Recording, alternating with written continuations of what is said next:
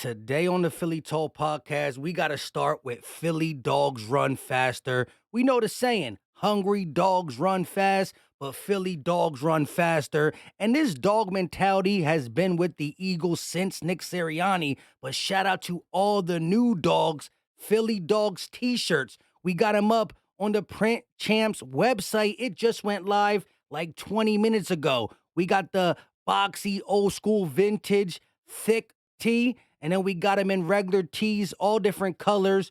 Check the link in the description and or the pin comment section. There's only going to be a few to start. Get them quick, but we going to get a nice flow going. All different colors.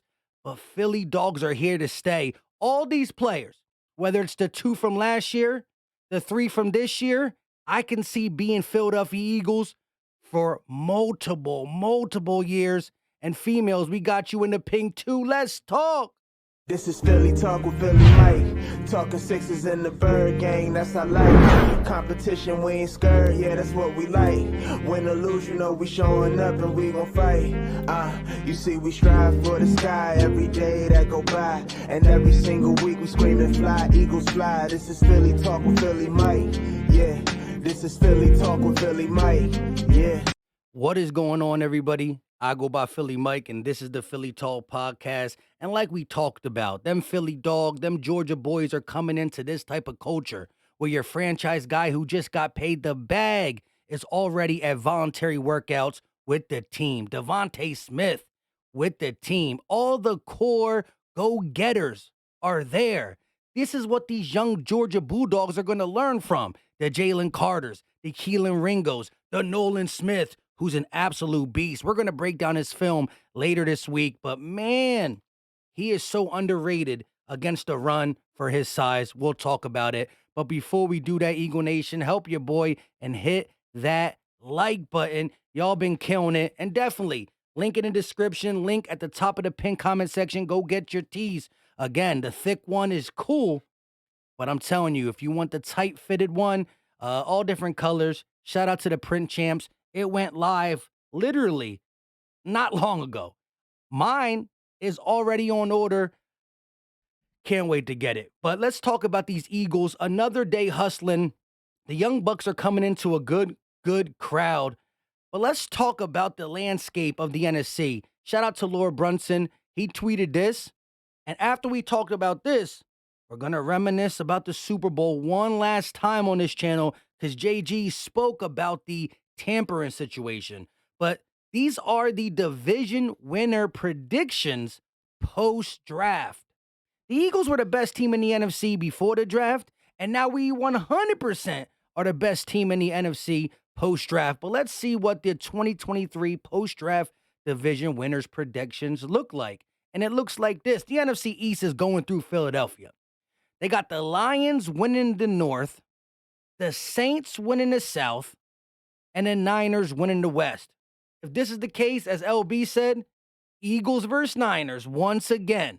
Now, who are the 2 or 3 wildcard teams? It don't matter. It might be the same. Dallas might sneak in, the Giants might sneak in, and then maybe one of them other teams, probably Seattle. Got to watch out for the Rams. But 2023 is coming through Philadelphia. I said it already. Listen, when we drafted our second Georgia Bulldog, I was already on the Philly Dogs. Then it just solidified it by getting Keelan Ringo and trading for a former Georgia Bulldog, DeAndre Swift. But we talked in the live stream, and I talked right after the live stream. I think that this roster, there's going to be more additions to this roster in August, in June, after post-June 1st cuts. There's going to be more additions, maybe not rock star players, but key contributors and or depth pieces. Everybody's saying the Eagles' downfall was going to be some huge thing. I think we have a better roster going into 2023. So listen, the Niners did pretty good. I like what the Lions did. The Saints got a quarterback. We'll see who else steps up. But Philadelphia is still about to run the NFC. Now let's just take a look at the AFC. They got the Jets, the Ravens, the Jags, and the Chiefs. Oh, by the way, the Eagles and Chiefs Super Bowl was the most viewed telecast. We're not just talking Super Bowls. We're talking most viewed telecast ever. And how sweet will it be if the 2024 Super Bowl, 2023 season, Super Bowl played in 2024, is a rematch? Give me that, give me that, give me that rematch. Lost by 3. Jalen Hurts will not lose again. Now, before we get out of here, I do want to talk about Jonathan Gannon explains the tampering incident with the Cardinals before the Super Bowl because there was a report. I didn't cover it because of draft weekend, but there was a report that Jonathan Gannon was spotted giddy after the Super Bowl loss. Blah, blah, blah, blah, blah. They were pretty much trying to say he's sold. Now, the play, the decision making, it looked bad. But I still am going to lean to the sides that everybody wants to win. His chances would have been much more better to get the Cardinals job and or get more money if he was coming off a Super Bowl win. But let's listen into the tampering stuff real quick. So,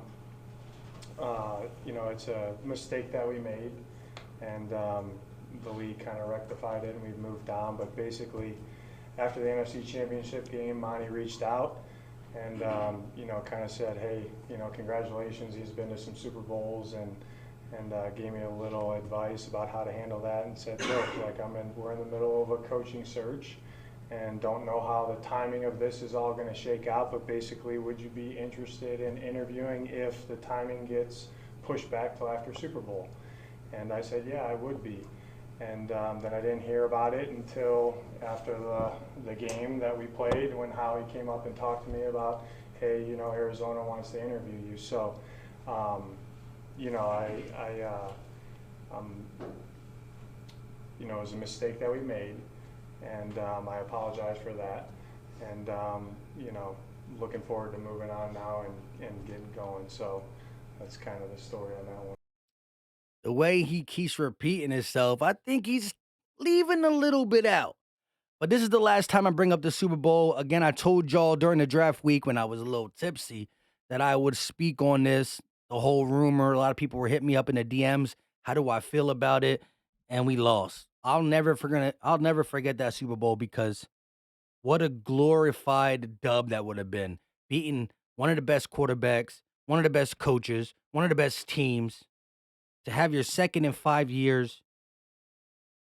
Jalen Hurts so young. But listen, this team is built to run it back for 4 years in a row under Jalen Hurts' contract. And again, you see what type of culture we already have. The guys, the core guys, have the culture to work no matter what. And when you got this culture and then you draft like this, Nolan Smith could have went top 15. Should have went in the 20s of Dallas. Jalen Carter, best prospect.